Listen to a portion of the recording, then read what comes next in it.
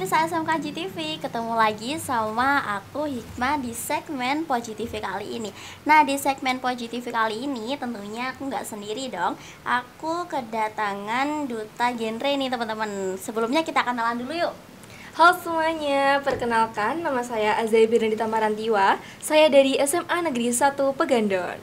Nah, pemirsa SMKJ TV tahu nggak sih kalau Azai ini seorang siswi dari SMA Negeri 1 Pegandon dan juara duta genre Kabupaten Kendal tahun 2024 ya? Betul sekali. Wah, keren banget. Pasti pemirsa di rumah kepo dong. Kita mau bahas apa sih? Kita langsung aja. Kita langsung tanya ke Azai nih. Mumpung di sini kan ya. Kita ketemu lagi kapan ya nanti ya? Kapan Ya, ya, next nanti time mungkin makanya. iya nanti chattingan lagi, ketemu siap, lagi. siap. Oke. Azai, aku boleh dong diceritain kenapa sih kamu tertarik ikut duta genre dan gimana perasaan kamu nih setelah menang menjadi duta genre ini, gimana perasaannya? Pasti senang banget. Oke, kamu boleh sedikit cerita nih ya dari awal mula perjalanan saya kenal genre Kabupaten Kendal tuh gimana. Jadi awalnya waktu pertama kali masuk SMA aku itu nggak tahu sama sekali apa itu genre. Singkat cerita, waktu itu aku direkrut oleh guru BK aku untuk ikut di PIKR. PIKR itu Pusat Informasi dan Konseling Remaja nih teman-teman. Di dalamnya ini ada konselor sebaya maupun pendidik sebaya. Di PIKR Remaja SMA Negeri 1 Pegandon ini saya menjadi konselor sebaya, kebetulan banget nih ya. Konselor sebaya itu bisa dianggap sebagai BK versi kecilnya gitu. Ya, waktu itu kelas 10 naik ke kelas 11 kan itu ada open recruitment duta genre Kabupaten Kendal.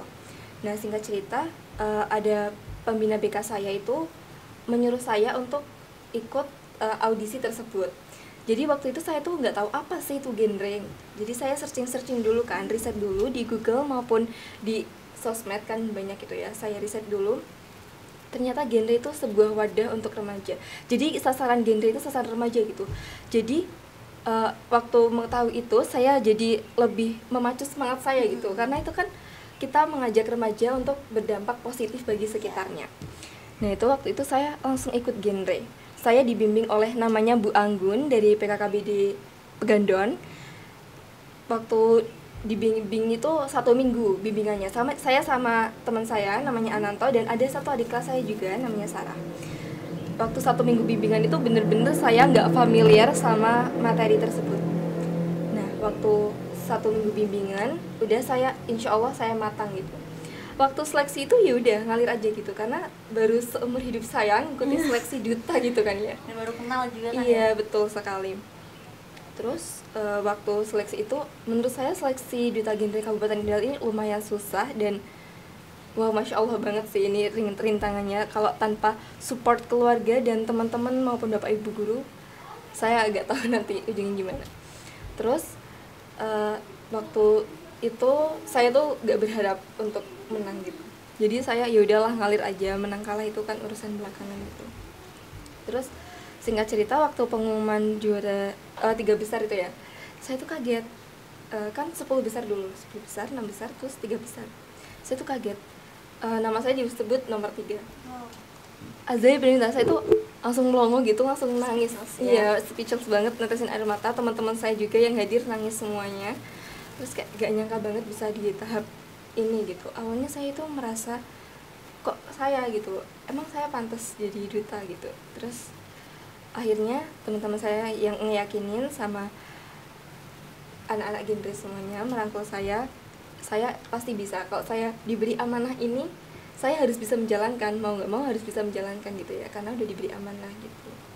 Tapi keren sih, kamu bimbingan berapa tadi? 1 minggu. 1 minggu. Wow.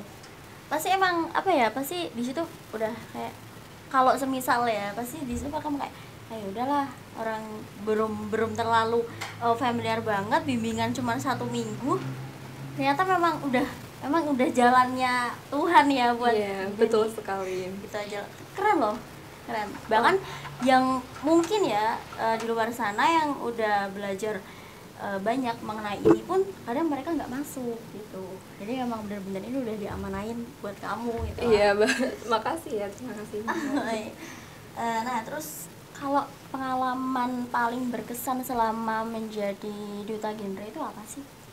Menurutku genre ini membawaku ke pengalaman dan experience yang luar biasa banget ya. Tentunya semua pengalaman waktu saya di genre itu nggak bisa dilupain banget. Terutama waktu yang seperti saya ceritakan tadi, waktu seleksi itu, menurutku seleksi itu sesuatu yang ketat menurut saya. Seperti saya yang udah bilang tadi. Di seleksi itu kan ada banyak saya memerlukan banyak kontribusi dari teman-teman saya maupun pihak dari manapun gitu ya. Dan menurut saya itu pengalaman yang nggak bisa dilupakan banget. Selain itu, saya juga harus berkontribusi sama remaja nih. Nah, waktu berkontribusi sama remaja juga, saya mendapatkan banyak tantangan gitu. Nah, menurut saya itu, waktu saya jadi konselor, terutama di Big Air saya sendiri, itu mendapatkan banyak pengalaman dari latar belakang cerita yang berbeda-beda, dari teman-teman saya yang berbeda-beda, dari sifat maupun karakternya, ya itu menurut saya pengalaman yang nggak bisa dilupakan saat berinteraksi dengan para remaja. Oke, kalau itu pasti kan ada tantangannya tersendiri kan. Betul. Boleh dong ceritain nggak tantangannya tuh apa sih? Biasanya kan kalian ada menghadapi remaja itu yang remaja Gen Z sekarang kan nggak mudah juga kan. Betul. Nah itu cara menyikapi kamu gimana? Tantangannya pokoknya semuanya paling benar-benar kayak wow gitu. Ada nggak sih? Kalau Gen Z sendiri tuh kan kayak kita ya, susah gitu ya, orangnya bosenan gitu ya. Jadi tantangan kita sebagai duta genre itu kita harus selalu update. Kita selalu update, harus mengikuti perkembangan zaman kan ya. Jadi kalau remaja sekarang ini nggak bisa cuma sosialisasi gitu. Yang ada itu mereka cuma bosen, nggak mau dengerin, pasti ribut sendiri gitu. Jadi biasanya kita ada suatu event gitu. Di dalam itu ada sosialisasi dan ada juga game. Nah di game itu pasti kan remaja gitu ikut berkontribusi gitu kan, asik gitu. Jadi itulah yang membuat mereka nanti ikut lagi dan lagi. Selain itu kita juga membuat kayak relawan gitu, relawan mungkin ada membantu korban banjir, apa PAUD itu ya. Terus tantangan kita itu saat berkomunikasi sama remaja. Terkadang remaja itu ekspektasinya itu ketinggian ya. Iya makanya satunya aku. Jadi kita mau nggak mau harus riset semuanya sebelum kita menghadapi terjun langsung nih ke lapangan. Jadi kita harus riset, harus mengetahui semuanya. Ini salah satu tantangan kita yang kadang membuat sakit kepala juga ini ya. Bingung gitu. Iya, karena emang harus sukanya ini, ternyata kita kalau ngasih ini nggak suka, nggak mau ikut. Karena biasanya kan kayak gitu ya. Mungkin itu yang buat susah sih, emang PR-nya tuh di situ ya. Betul sekali, apalagi remaja Gen Z gitu ya. Iya. Kalau boleh tahu hobi kamu itu apa sih? Hobi aku itu membaca. Wow, udah cocok ya pemirsa ya, udah cocok. Udah memang gimana? Membacanya itu lebih ke petualangan gitu sukanya ya. Alam. Iya, kayak Bumi series gitu yang iya. Keren loh. Nah kalau berarti kan kamu ini sekolah terus ikut organisasi terus hobi kamu juga kan. Nah kamu caranya imbanginnya itu gimana sih biar semuanya tuh balance? Cara kamu mengatur waktunya itu gimana sih? Jadi kalau cara aku mengatur waktu sendiri ini cara pribadiku sendiri ya. Mungkin teman-teman di sana punya cara sendiri-sendiri untuk mengatur waktu. Kalau menurut aku sebelum kita menjalani hari, malamnya itu kita udah planning gitu. Besok mau ngelakuin apa, jam berapa gitu. Jadi teman-teman itu udah tahu nih besok aku mau ngelakuin apa. Jadi kalau sebisa mungkin hindari kegiatan yang mungkin kurang bermanfaat gitu bagi diri kita. Jadi misal nih aku jam 7 sampai jam 3 kan sekolah. Habis sekolah aku kegiatannya apa? Mungkin les gitu kan. Les kan juga nggak setiap hari gitu kan. Ya habis les terus saya malamnya bisa untuk diluangkan membaca buku, entah itu lewat handphone maupun di kadang buku langsung gitu. Mungkin teman-teman juga itu kan sosmed gitu ya, scroll sosmed gitu. Kadang kalau ada waktu luang juga scroll sosmed. Terus setelah itu saya jam 8 itu sudah membuat tugas gitu. Itu ditargetkan untuk diri sendiri gitu ya. Jadi setelah membuat tugas ya kalau udah selesai semuanya saya kadang scroll sosmed gitu biar gak bosen gitu ya, hidup monoton gitu buat apa gitu. Terus udah setelah itu saya tidur. Nah menurut saya planning itu penting banget sih teman-teman untuk kalian semuanya, karena agar kegiatan yang kita lakukan itu tertata dan positif gitu, berdampak positif bagi kita maupun lingkungan sekitar kita. Kalau untuk organisasi sendiri itu kan nggak melulu setiap hari gitu ya kan. Kalau semisal organisasi dan genre itu saya mendapatkannya sama, karena saya itu kan posisinya ada di kedua organisasi tersebut gitu ya. Kalau organisasi tersendiri, kalau semisal nih ada rapat gitu, kalau ada rapat sama ada les. Jadi les itu kan biasanya 4 jam gitu kan. Jadi saya ikut rapat terlebih dahulu, baru saya berangkat les, izin dulu gitu kan lesnya. Jadi ikut rapat terlebih dahulu karena itu kan salah satu kewajiban saya. Saya mengikuti organisasi itu, jadi saya harus bertanggung jawab sama amanah yang harus saya lakukan gitu. Produktif sekali ya. Waduh. Tapi memang harus produktif ya, Ya, teman-teman. remaja itu harus produktif ya, teman-teman. Karena memang kalau kita biasanya ya memang kalau sekarang remaja sekarang sih biasanya kebanyakan kayak udahlah nanti aja gitu, biasanya gitu. Nah ini bisa dicontoh ya teman-teman yang ada di rumah. Produktif itu penting dan jangan membuang-buang waktu, karena time is money atau waktu adalah uang. Betul sekali kata kakaknya, teman-teman. Nah kalau kamu kan ini berarti udah 1 tahun ya jadi nggak sih? Belum. Bulan depan ya mungkin. Iya, bulan depan. Nah ada nggak sih tokoh publik yang memotivasi kamu menjalani ini semua, kayak kamu tuh dalam menjalani hari-hari kamu itu pasti kayak ada biasanya apa ya, kayak aku termotivasi dari ini nih gitu. Nah ada nggak sih? Kalau saya sendiri, menurut saya tokoh yang memotivasi saya itu Ibu Kartini. Karena perjuangan beliau dalam apa ya, kayak dalam memperjuangkan emansipasi wanita itu kan ya. Jadi itu salah satu motivasi terbesar saya untuk wanita itu nggak cuma di dapur, wanita juga bisa setara sama pria gitu. Wanita bisa jadi pemimpin, wanita bisa berbicara di depan, wanita bisa bekerja juga. Wanita itu bisa berdiri di atas kakinya sendiri. Namun kita pasti tetap butuh bantuan laki-laki ya. Tapi kan kita harus bisa berdiri di kaki kita sendiri terlebih dahulu. Sadarnya nggak terlalu menggantungkan ya. Betul sekali. Nah selain itu juga ada buku yang memotivasi saya itu ada series Bumi yang saya sebutkan tadi. Dulu kan saya boarding school ya, SMA-nya. Jadi saya itu suka baca buku itu kan, terus kan nggak ada handphone, saya nggak tahu mau ngapain gitu ya. Saya baca buku itu, terus saya termotivasi, wah ini keren banget petualangan sahabat gitu ya. Wah ini keren banget, kayak mereka itu bermotivasi. Betul, nggak pernah putus asa gitu, harus mencoba lagi dan lagi gitu. Jadi saya harus kayak gitu. Saya nggak boleh terpuruk. Kalau misal saya gagal, saya harus mencoba lagi dan lagi, nggak boleh terputus di situ gitu. Jadi nggak pantang menyerah ya. Betul. Oke. Nah, hal-hal inspiratif apa sih yang kamu dapetin selama kamu menjadi duta genre ini? Kalau hal inspiratif selama saya di genre itu, di genre sendiri kan saya bertemu dengan orang-orang yang mungkin sama dengan saya gitu ya, memiliki tujuan yang sama untuk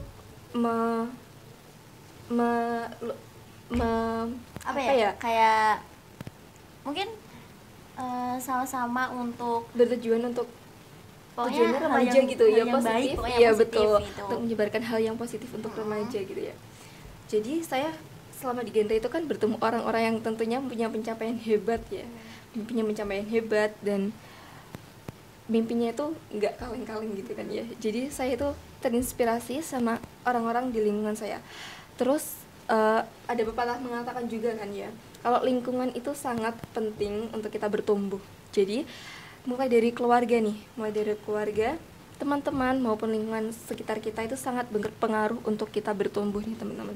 Jadi sebisa mungkin teman-teman memilih dan memilah lingkungan yang sekiranya bagus untuk teman-teman bertumbuh. Selain itu, hal inspiratif saya itu nenek saya. Nenek saya itu, kalau boleh cerita sedikit nih ya. Nenek saya itu salah satu panutan saya, karena menurut saya nenek saya itu wanita yang sangat tangguh. Nenek saya ditinggal suaminya itu ketika anak-anaknya waktu TK semuanya. Jadi nenek saya berdiri sendiri di atas kakinya menghidupi kedua anaknya sampai dewasa, dan alhamdulillah bisa melahirkan saya sekarang. Ya menjadikan keluarganya itu mendidik dengan baik gitu, sebisa mungkin jadi anak yang baik gitu ya. Jadi selain itu saya juga alhamdulillahnya di SMA ini, bukan di SMA aja sih, selama saya menempuh pendidikan ini saya dikaruniai oleh teman-teman yang sangat support kepada saya. Jadi ini salah satu inspirasi saya gitu. Saya harus bersyukur punya teman-teman yang support sama saya gitu. Jadi mereka itu inspirasi saya untuk saya terus berjuang gitu.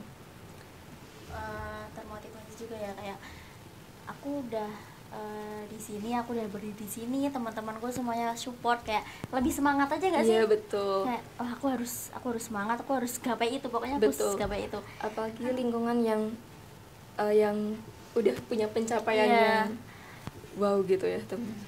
Oke, wow, keren banget sih kamu. Nah, Anza, kamu pastinya kan selalu memberikan kontribusi positif ya untuk teman-teman sebaya kamu. Nah, apa sih yang menjadi motivasi terbesar kamu dalam melakukan hal itu? Kamu berkontribusi, kamu memberikan ini. Nah, kamu motivasinya itu apa sih untuk mereka? Kenapa kamu memberikan itu untuk mereka gitu? Motivasi saya sendiri untuk memberikan hal positif untuk mereka, karena saya pertama itu percaya bahwa vibes positif itu menular teman-teman. Jadi kalau kita memberikan vibes positif ke orang-orang di sekitar kita, pasti mereka juga akan merasakan dampaknya gitu. Kalau nggak mungkin kita memberikan vibes positif tapi respon mereka itu kurang mengenakan gitu, itu menurut saya jarang saya temui gitu. Maksudnya kalau kita positif, mereka juga menerima kita dengan positif gitu. Jadi sebisa mungkin kita menyebarkan vibes positif ke lingkungan di sekitar kita. Yang kedua yang bikin saya termotivasi untuk terjun di dunia ini, yaitu saya itu ingin mengedukasi remaja terkait isu-isu yang saat ini itu mungkin tricky ya bagi remaja ini, kayak mungkin seks pranikah maupun riad KRR. Jadi genre itu punya tujuan nih teman-teman. Ada nih yang namanya salam genre. Salam genre kan kayak gini nih ya teman-teman. Nah, ini tuh artinya nol kan menzerokan ya. Menzerokan. Yang pertama ada seks pranikah nih. Seks pranikah. Yang kedua ada menghindari penggunaan nabza. Nabza itu narkoba, psikotropika, dan zat adiktif lainnya. Jadi kita sebagai remaja itu harus menzerokan. Jadi nggak boleh menggunakan narkoba gitu ya. Terus yang ketiga itu ada kesehatan kelamin. Ini bukan jadi hal yang tabu ya, ini pengetahuan untuk kita semua juga ya. Untuk teman-teman yang belum tahu kan, ini hal positif yang memang ini kita harus tahu gitu. Iya, jangan betul sampai sekali. Tiga hal ini kita lakuin gitu. Iya, kalau bisa hindarin aja gitu, jangan, dan kita nggak boleh buat melakukan hal ini gitu kan. Betul sekali. Jadi itu menjadikan 3 tujuan kita yang itu. Sebagai remaja itu kan ya namanya remaja ya, masa pertumbuhan, punya rasa besar untuk mencoba hal baru gitu. Iya, tapi terkadang banyak remaja yang menyalahgunakan masa remaja mereka itu. Jadi saya ingin berkontribusi untuk mengedukasi para remaja bahwa untuk mereka menghindari hal-hal yang tidak diinginkan untuk menuju Indonesia Emas 2045 ya kan, yang telah digaungkan untuk menuju Indonesia Emas gitu ya. Ya karena memang kalau semisal remaja-remaja sekarang pada melakukan hal itu kan kayak sayang banget kan. Maksudnya tuh mereka itu bisa mendapatkan masa depan yang cerah, tapi karena mereka terjerumus dalam hal tersebut jadinya terputus di tengah jalan ya, gitu. Betul sekali. Kalau remaja itu sendiri punya mimpi, pasti dia kan mengejar mimpi tersebut gitu ya. Jadi sebisa mungkin seperti saya yang bilang tadi, kita harus memilih lingkungan yang positif dan berdampak baik bagi diri kita. Nah, yang terakhir nih, boleh dong pesan sama pemirsa atau teman-teman SMK GTV biar mereka itu selalu semangat dan gak putus asa, terus pokoknya mereka itu punya mimpi. Terkadang kan memang banyak anak yang Gen Z ya, biasanya mereka kalau semisal membaca buku atau apa itu biasanya terbawa ke perasaan. Betul. Nah mereka langsung kayak, aduh aku nggak bisa nih kayak gini.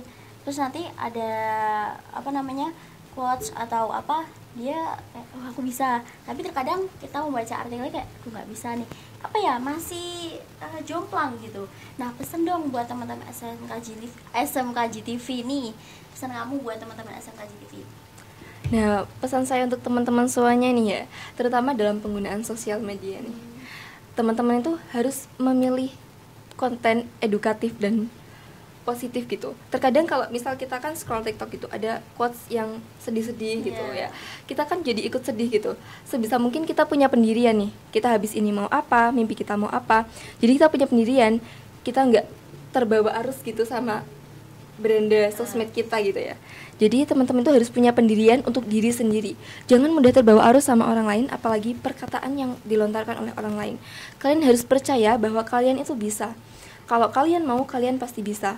Tanpa kalian mencoba, kalian tidak akan bisa. Jadi coba terlebih dahulu. Untuk kalian berhasil atau tidaknya itu urusan nantinya ya. Karena Allah itu udah mempersiapkan planning terbaik untuk diri kita. Mungkin ada rezeki lain di balik itu semua yang lebih besar daripada hal yang kita impikan gitu. Wah, keren banget ya teman kita satu ini. Kamu keren banget loh, ya ampun, aku speechless sekali. Nah, sampai nggak kerasa nih kita udah ngobrolin banyak hal ya.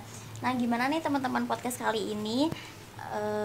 Seru kan? Jangan lupa untuk nonton podcast-podcast kita selanjutnya ya. Oh ya, di genre itu ada salamnya nggak atau ada ciri khasnya nggak? Ada tuh di genre itu gimana, ada gimana. Jadi sekalian belajar gitu ya. Iya, oke. Kalau aku Sama bilang jadi salam, genre ya ampun. waduh amin saya tahun depan gitu ya. Gimana? Kalau saya bilang salam genre, terus kakaknya bilang salam gitu. Salam gitu aja. Ya, terus remaja genre, sehat, cerdas, ceria. Sehat, cerdas, ceria. Oke. Terus ada lagi lanjutannya nih. Genre Indonesia, saatnya yang muda yang berencana. Saatnya yang muda yang berencana. Oke, sama kamu ya. Oh iya, ya, oke. Ya. Udah bisa mulai? Ya, 1, 2, 3. Salam genre, salam. Remaja genre, sehat, cerdas, ceria. Genre Indonesia, saatnya yang muda yang berencana. Oke. Wah, keren banget nih. Terima kasih sekali ya Zai sudah mau sharing-sharing ke teman-teman SMK GTV. Nah, pemirsa SMK GTV, nggak terasa kita sudah ada di penghujung acara. Saya Hikmah dan Azaya pamit undur diri. Terima kasih sudah menyaksikan podcast ini dan jangan lupa like, comment, subscribe, and share YouTube SMK GTV. Terima kasih dan sampai jumpa.